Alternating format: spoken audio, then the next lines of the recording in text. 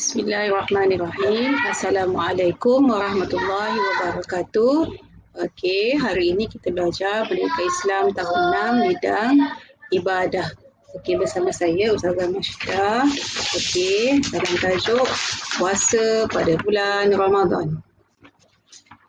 Okey, sebelum kita masuk pada pelajaran hari ini, kita baca dulu, kita tengok dulu apakah objektif pembelajaran hari ini. Yang pertama, murid dapat menganalisis perkara yang membatalkan puasa. Yang kedua, membincangkan dan menghayati hikmah berpuasa. Yang ketiga, merumuskan kefahaman tentang konsep puasa dan menghayati serta melaksanakannya dengan sempurna. Okey.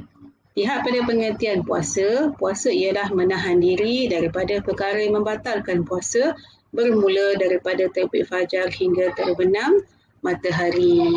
Okey, itu adalah pengertian puasa. Okey, kita lihat kepada bilakah puasa mula disyariatkan? Okey, puasa mula disyariatkan pada tahun kedua Hijrah. Okey, dan wajib hukumnya bagi yang syarat, bagi yang cukup syarat. Okey, dalam nakli kewajipan berpuasa dalam surah Al-Baqarah,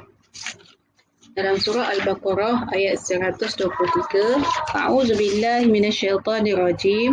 Ya ayyuhallazina amanu kutiba alaikumus siyamu kama kutiba alal ladzina min qablikum la'allakum tattaqun. Shadaqallahul azim. Wahai orang-orang yang beriman, kamu diwajibkan berpuasa sebagaimana yang diwajibkan atas orang yang dahulu daripada kamu supaya kamu bertakwa. Okey, siapa dia orang-orang yang terdahulu tu? Okey, yang orang terdahulu daripada kita ialah Nabi, umat Nabi Muhammad, semua tu adalah orang-orang yang terdahulu daripada kita. Bagaimana mereka berpuasa, kita wajib juga berpuasa. Okey, lihat pada syarat wajib berpuasa. Siapa yang wajib berpuasa? Pertama, Islam. Orang kafir tidak diwajibkan berpuasa. Yang kedua, berakal. Orang gila tidak wajib berpuasa. Yang ketiga, baligh. Baligh maksudnya orang yang perempuan yang dah datang period. Kalau lelaki yang dah mimpi, itu adalah diwajibkan berpuasa. Kanak-kanak yang belum baligh tidak diwajibkan berpuasa. Yang keempat, mampu berpuasa. Kalau orang tua yang uzur, sakit, boleh membawa kepada maut, tidak wajib berpuasa. Seterusnya, apakah syarat sah puasa? Pertama, Islam. Yang kedua, mumayyiz. Mumayyiz itu maksudnya apa? Mereka yang tahu membezakan antara buruk dan baik. Yang ketiga, berakal. Orang gila tak sah puasanya. Yang keempat, suci daripada haid, nifas dan wiladah. Baik. Rukun berpuasa. Rukun puasa yang pertama, niat. Hendaklah dilakukan pada malam hari sehingga sebelum terbit fajar. Bagaimana niatnya?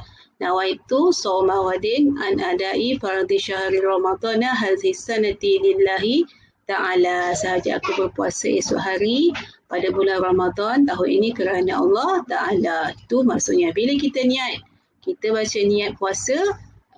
Niat puasa pada malam sebelum esoknya berpuasa ataupun masa kita sahur. Rukun puasa yang kedua ialah menahan diri daripada melakukan perkara-perkara yang membatalkan puasa. Apakah dia perkara membatalkan puasa? Kita lihat pada slide seterusnya. Perkara yang membatalkan puasa antaranya ialah makan dan minum dengan sengaja. Di siang hari sengaja makan, bukan tak sengaja makan jadi batal puasa. Yang kedua, muntah dengan sengaja, jolok-jolok mulut jadi termuntah, haid, nifas dan wiladah. Seterusnya, perkara membatalkan puasa, mengeluarkan air mani dengan sengaja, gila, mabuk atau pingsan sepanjang hari. Itu adalah perkara yang membatalkan puasa. Seterusnya, apa lagi perkara membatalkan puasa? Apa lagi perkara membatalkan puasa? Ini sudah tadi. Ada lagi perkara membatalkan puasa yang tak ada dalam slide ni. Boleh lihat pada buku teks, buku surat. Boleh lihat pada buku teks, muka surat 118. Melakukan jima di siang hari. memasukkan sesuatu ke dalam rongga terbuka. Itu adalah perkara yang membatalkan puasa. Baik.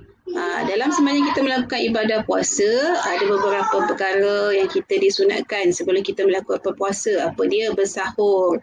Okey, sahur. Jadi sahur kita pada pukul 4 hingga sebelum imsak. Okey.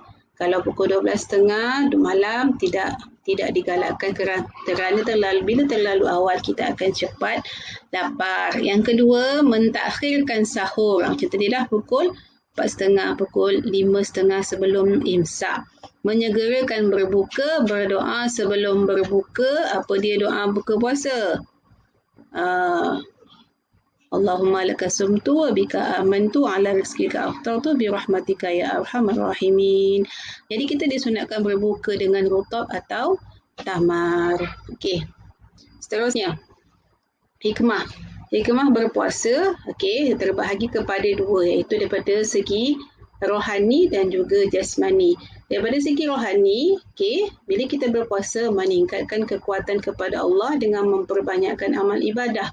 Yang kedua, memupuk sifat mahmudah seperti sabar, jujur, ikhlas dan bertimbang rasa. Yang ketiga, dapat merasai penderitaan orang yang tiada makanan. Contoh kalau orang susah kan, mereka kais pagi makan pagi, okey, susah nak dapat makanan. Jadi bila kita berpuasa, hikmahnya kita akan rasa bagaimana yang mereka rasa, dan kita dalam diri kita memupuk sifat sabar. Okey, hikmah puasa yang kedua ialah jasmani.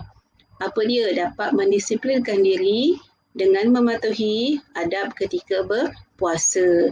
Yang kedua, mendidik diri mengawal hawa nafsu seperti menjauhi larangan Allah. Yang ketiga, merehatkan sistem pencernaan badan, menurunkan kadar lemak dan tekanan darah. Jadi daripada segi jasmani, hikmah puasanya menjaga kesihatan dan juga mencegah daripada sebarang penyakit. Okey, jadi selepas ini saya akan berikan latihan dalam buku tulis. Jadi kamu boleh print ataupun tulis dalam buku masing-masing.